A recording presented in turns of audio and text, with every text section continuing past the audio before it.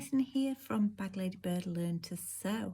Welcome. So today I thought I would just jump on and do a little quick video just with something that one of my one-to-one students has helped me with this week, and that really I think will help you guys too.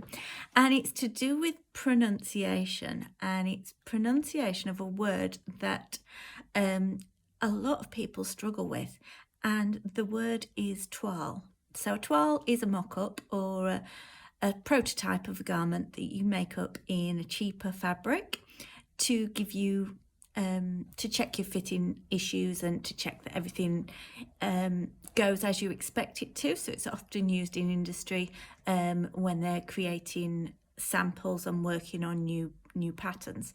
So a toile is a weird word because it's not really, well, it's a French word, first of all. So there's no English equivalent to the sound, the toile sound. So toile is spelt T-O-I-L-E. So it doesn't, in any other English words, that O-I sound doesn't make the same sound. So it's really difficult for native English speakers to get their tongue around.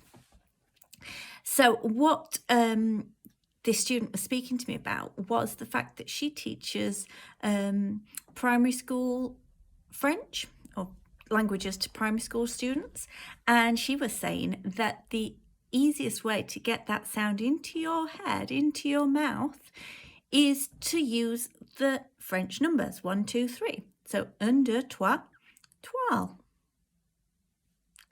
Absolutely amazing.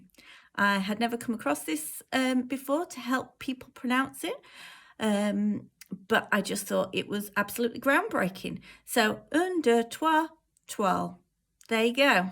I hope that helps, and I don't hear any of you saying twirl or twel or toil, all the different variations that I hear regularly. I'm going to tell you, un, deux, trois, toile. So I hope to hear you all saying toile soon. Thanks for tuning in. I will speak to you all soon. Bye-bye.